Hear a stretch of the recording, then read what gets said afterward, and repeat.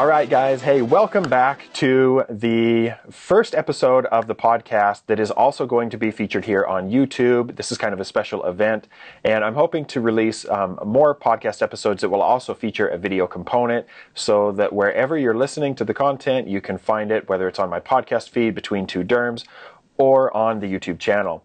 Today, I am pleased to welcome our guest, Sarah Waldock.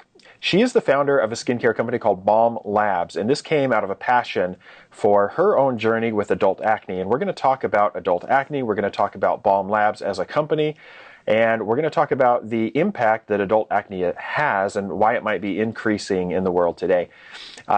This is not a sponsored podcast. This is just a genuine interest in addressing what is becoming an increasingly common thing that adults will experience is acne. And I don't think we've seen it to this degree, 20, 30 years ago. So welcome, Sarah, to the podcast and to the YouTube channel. Thank you so much. I'm so thrilled to be here today. So you and I have had the chance to talk a little bit before we started recording here, but I do want to give the audience a chance to get to know you a little bit.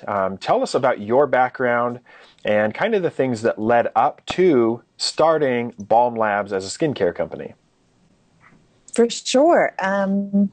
So Balm Labs was, for me, it's been a very personal journey. In my career, I've been a brand marketer and worked in PR as well for many brands internationally, which was wonderful. And in my 30s, I started to, around the sort of 29, 30, I really started to experience adult acne.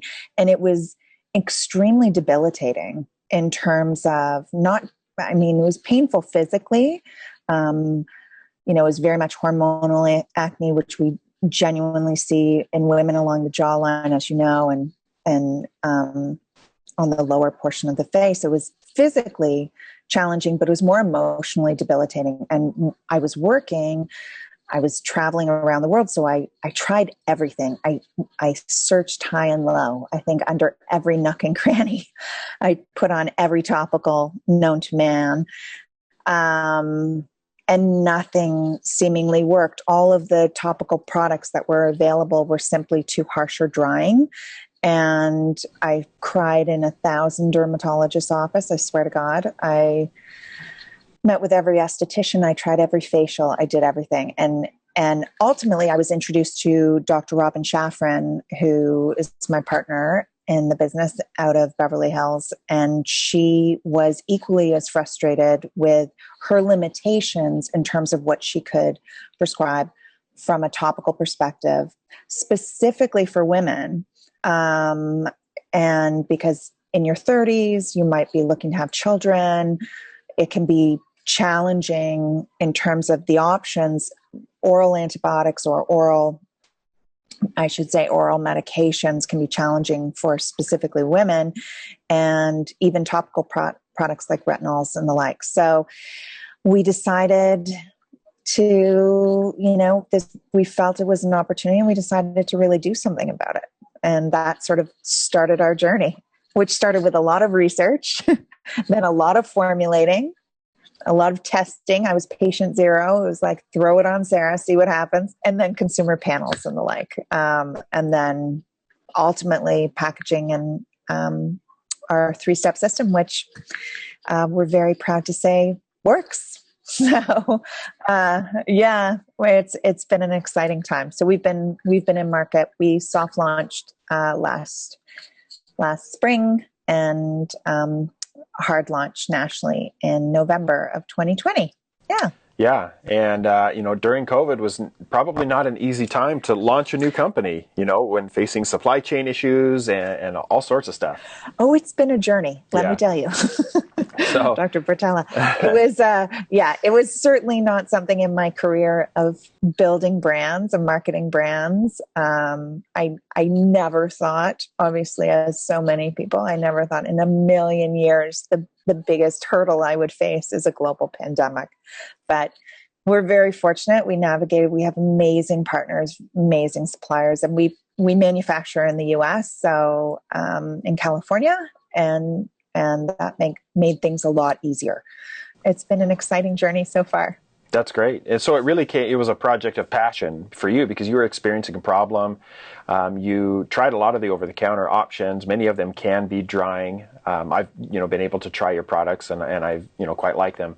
And then the other thing that you mentioned was oral options, and that is a challenge particularly for women who are suffering adult and hormonal acne, because most of the oral antibiotics that we use are going to be things in the tetracycline class of antibiotics, which are contraindicated in pregnancy. And many of the women experiencing adult acne are in those childbearing years where they, may choose to start a family or to have additional children.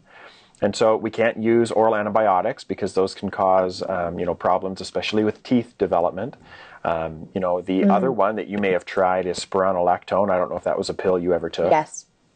And spironolactone can work well. Very popular. Yeah. It can work very well. And for the listeners, this is a blood pressure pill. Spironolactone is more commonly used in management of blood pressure. It's not a particularly effective blood pressure pill if you're using it by itself. It's something that we, as clinicians, would add on if you're already on one or two other blood pressure pills. And it does have some anti-androgen properties, so it helps to kind of block those hormone receptors in the skin, and it can be really effective at managing, female hormonal acne, especially in the adult years. But because of its effect on androgens, it's again contraindicated in pregnancy or lactation, just due to the fact that it could feminize a male fetus. It can, kind of inhibit the development of the male parts, so to speak. So again, not a great option. Usually it's, quite a well-tolerated medication, but some people experience lightheadedness, they may experience breast tenderness, they may experience irregular spotting in their cycle, so it does have the potential for side effects. I find that most of my patients on low doses do quite well, but it's certainly not the cure for everybody. Well, yeah, and I think that's an interesting point, because one thing that we also found, I had my personal journey, so did Dr. Shafran, and it was, we say Balm Labs was really born out of frustration. But before we took the leap, we wanted to understand, okay, I'm experiencing this, Robin's experiencing this in her practice, but how many others are? And that's when we dug in and really understood the breadth of the issue, and that women, and the fact that it is affecting proportionately more women than men. And absolutely, those two, in terms of oral medications can be challenging. But we also found in our research that a lot of women in their 30s or sort of late 20s, 30s, they didn't want to take another medication. They may have had other medications, or they may have come off medications. They weren't. So whether they were pregnant or not, even if they were considering pregnancy, they were not as open to taking something additional. And we're looking for different options. Yeah, they were absolutely. looking for optionality. Yeah, and Accutane is kind of the penultimate, treatment for acne that's very stubborn, but again, highly contraindicated in pregnancy. It is, pregnancy category X. So, as you did research before you launched the brand, what kind of data did you find about the percentage of women who are experiencing adult acne? I'm sure you did a lot of market research before you, hired a formulator and. Oh, absolutely. We did. We did our own proprietary research in the US with 750 women. And then we also did just sort of looking at particular studies, research in general, and noticing that one thing that from our proprietary research we found, between the ages of 35 to 50, you have more than 18 million women in the US. And this is pre-pandemic. I would think that these numbers have gone up. Yeah, I think so. Yeah, with stress and masking. Yeah. Absolutely. So you had more than 18 million women between 35 and 50. That's not even 25 beyond. It's a sort of small iteration who were struggling with adult acne, and a third of them didn't want to leave their homes because of it. It was one of their top 4 of the 750 women that we polled, was one of the top 4 issues that they identified as struggling with was adult breakouts, texture, tone, and fine lines. So from that, then when we did broader research, we found that there were a number of actual articles. I remember an article in the New York Times sort of started this flurry of interest in the space at the end of 2018 that deemed it an epidemic. They said that the specifically in this cohort, in women, they were seeing the rates and the rise in adult acne were growing exponentially. And then that fed into, there was a lot of chatter and research popping up in Guardian in the UK and Australia, et cetera. And that genuinely just sort of painted a picture to us to reinforce, okay, this is much bigger and much broader.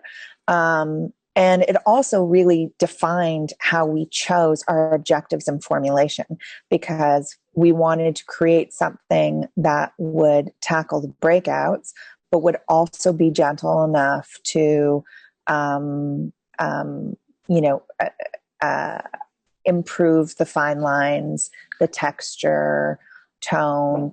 We wanted to ensure that it was a product that was also very supportive of all skin tones. That was something that was Robin and I were very, very, very mindful of at the outset, because there was a study that we read out of the UK that talked about how 70% of women of color were desperate for a topical acne solution made specifically for their skin. Mm-hmm. So something that would really help with hyperpigmentation and such, because a number of the topical products that were available to them they found too harsh and challenging. So we ensured when we started digging in and formulating and looking at different ingredients, we ensured that we included ingredients that had shown that had clinicals in terms of supporting hyperpigmentation and had been trialed on women of diverse skin tones, and melanin-rich skin. Yeah, right. Very important.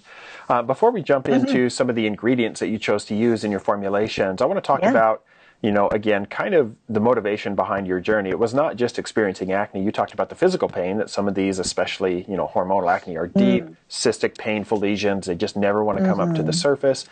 But probably even bigger than the physical pain and physical impact is the emotional impact of acne. And this is not unique to adult acne. I hear many times in my clinic, though, it's certainly not fair to be in your mid-40s where you're battling acne on one end and starting to develop lines and wrinkles on the other end. I mean, that's really not fair. It's not fair. You've got all of that, and you've got families to take care of and everything else. It's like, how can I be dealing with this at this age? Absolutely. Right. So we get letters and messages all the time about that. Oh, definitely. Both adult patients, men and women, particularly women, and then teenagers experience an emotional burden of disease when it comes to acne. So research has shown, and I'm sure that your research also supported the fact that individuals with acne are more likely to suffer from anxiety, from depression, and, feel more socially isolated, especially those that indicated, they didn't want to leave the house. They may go to great lengths to cover up with makeup. It can impact, social interactions in many different ways. I see that a lot with my teenage patients, and one of their concerns is going on Accutane, because Accutane has developed a reputation, right or wrong, for having, an exacerbation of emotional issues, which the studies haven't really borne that out. Accutane is not a leading cause of depression or anxiety. In fact, I find many patients actually improve their mental health when they get on Accutane. But Accutane is a hassle to go through. It's not the easiest drug to prescribe, and it does have other side effects we have to monitor for, which again kind of brings us back to the development of Balm Labs for you. But talk about the emotional impact of acne, particularly in adult women, that depression, anxiety. What else you found in your research? Absolutely. Well, what we found was, we know that those who experience adult acne are 2 to 3 times more likely to experience depression.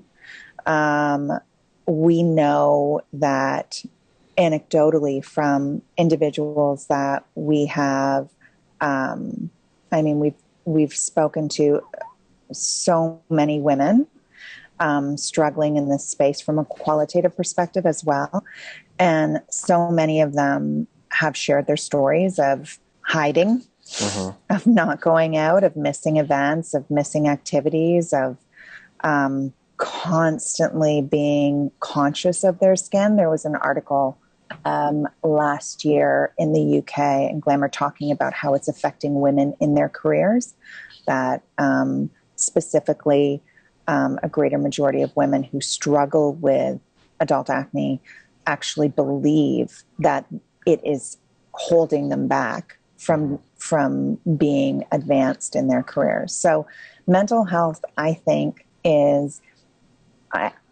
I think acne is as much of a mental health issue as it is a physical issue. I have always personally believed that. I also believe that it has, for too long, the emotional pain has been defined as superficial, or you're being vain, and I think that individuals who are struggling need to be made to feel that what they're feeling is valid, and it is absolutely okay to be having those feelings. And what we've done is we've put content on our site and blogs, particular links to places that people can reach out for support and for help. I always say, email me anytime. I will 100% come back to you. I have been there and back. And one of the things that we like to think is that there's catharsis in community. And sometimes I believe that individuals just need to hear and feel that there are others. It's okay that I'm feeling this because others are feeling the same thing, and others are expressing that they're feeling the same thing. Yeah. And that's something that we've tried to, and something that we're committed to being even more vocal about as we grow. Yeah. And that's, so many good points you made there. That impact is huge, and it is, very much a mental health disorder because of the impact that it has. And the unfortunate reality is that in many cases, dermatologists are very busy. We see a lot of patients in a day. On a general dermatology day, this is not uncommon to see a dermatologist seeing at a minimum of 30 patients, sometimes 60 to 80, depending on the clinician and the way they run their practice. I don't see that many in a day. But when you're seeing that many patients, it's hard to, give the support to a patient that they might need for their emotional health. It's much easier to walk in, make an evaluation, and prescribe medications. Even if those medications are likely to be highly effective, it can be difficult to address the other impacts that acne can have. Yeah. So I think that you're fulfilling, as a brand, a great need in providing not only products that will work well for patients, but also just emotional support and resources through the things that you provide on your website. We'll link to some of those in the show notes, and we'll keep them in the description for the YouTube video. I do want to, kind of touch on some of the active ingredients you identified that you use in your formulations, in your 3-step system, kind of the highlights. I've talked a lot about, the things that I recommend over the counter, and I've got a whole video on that, which we'll put here. But, salicylic acid, benzoyl peroxide, niacinamide, those are some of the most common ingredients that we see over the counter.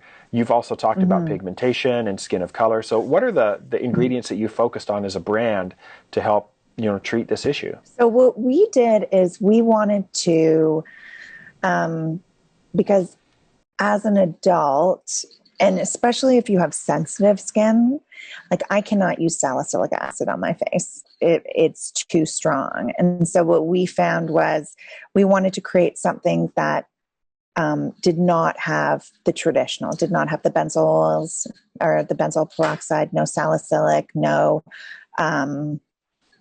sulfur, no retinol, nothing that could be for sensitive skin harsh or drying.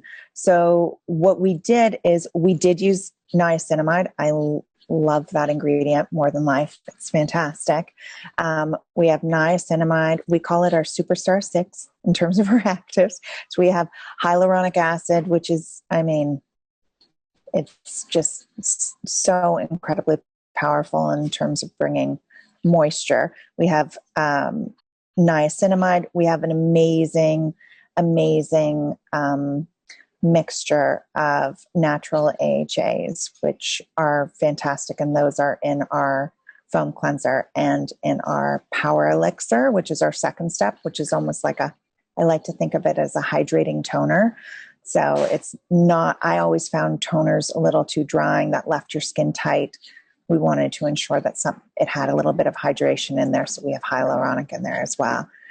And then we also have a new active, which we got access to early, which I'm so excited about, which is Bixa Orellana seed extract.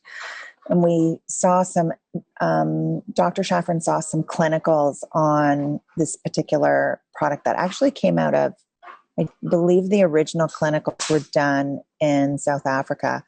And in terms of an ingredient that showed to regulate sebum production, but also be a really strong antioxidant and have great performance in terms of hyperpigmentation, in terms of sort of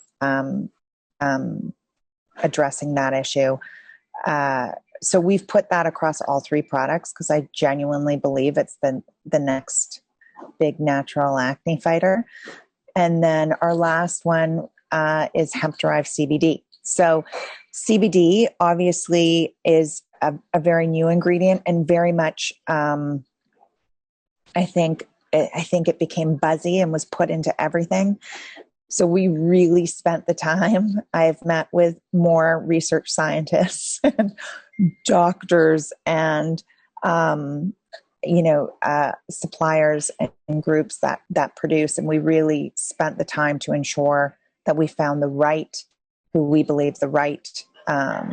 supplier that was ISO 9001 certified, that was GMP certified. Their chemists are extraordinary and they're producing superlative product because hemp-derived CBD, initial clinicals, obviously the clinical evidence is not as large. The anecdotal evidence is quite large, but the initial clinicals showed us some really positive things in terms of looking at sebacites.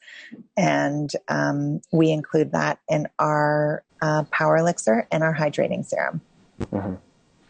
Yeah, I think that's a great approach because there's a lot of other products and they contain salicylic acid, benzoyl peroxide, some of these others. So you definitely didn't create another line of Me Too products. You don't have the same stuff in there.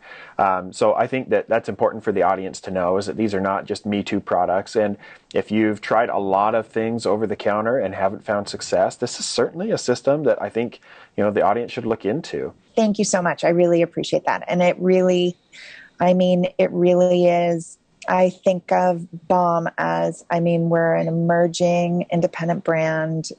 It was born out of what I define as a need and certainly a passion. We've spent 14 months formulating, and we're always working on new things. And ultimately it works. We have 98% 5-star reviews. Our customer responses have been formidable, and there is nothing more wonderful and exciting and exhilarating than after, right now I'm on the road meeting with some dermatologists. And at the end of the day, there is nothing more satisfying. I swear I get an email or a message or a DM, at least one a day, with someone saying, thank you, this has made a meaningful difference. And that's everything. That makes it worth it.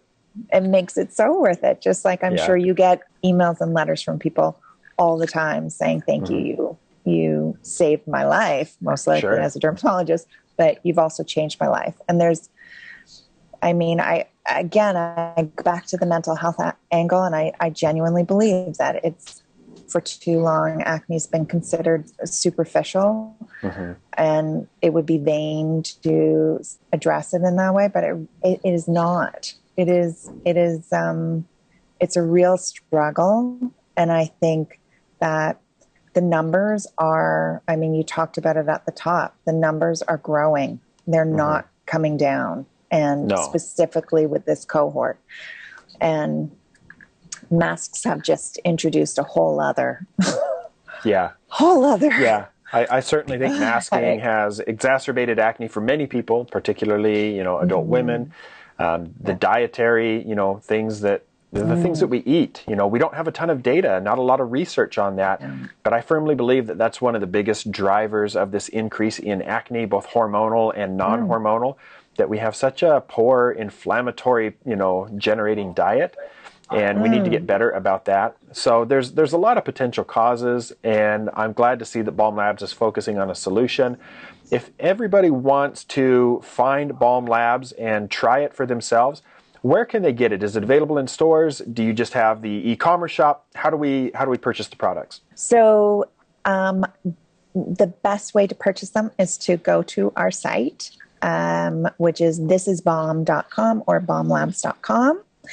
We are available in some dermatologist offices across the country. So you could always ask your dermatologist.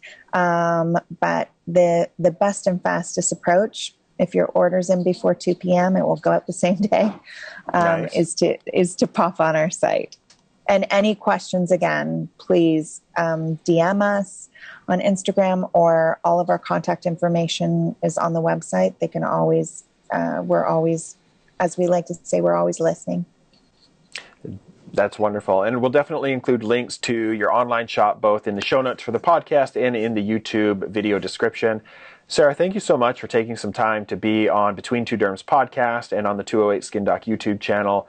I'm excited to learn a little bit more about Balm Labs. Like I said, I've been using the products, but really understanding the ingredients more. And then together sharing the message of the emotional impact of acne, particularly on adult women, but understanding that it affects everybody. So any last, parting words you want to leave with the audience before we let you go? I mean, I would just say, I think on that note, which I think is really important, is the mental health aspect. And this is something we try to share within our community on our socials, and invite people to join our socials. We're always talking about specific issues and really recognizing the mental health aspect. I think it's just essential. The parting words would be, if you are struggling, that you are not alone. It's okay. And you will come, the best news is you will come out the other side. But there's a community of people who would love to chat, and that we're listening, and we've got your back. Awesome. That's a strong message, a great message. I'd encourage everybody listening or watching, go follow Balm Labs on all of their socials and check out the products. We'll have those links again in the video. Sarah, thanks so much for being here, and look forward to talking again soon. Thank you so much, Dr. Portela. I really appreciate it. You bet.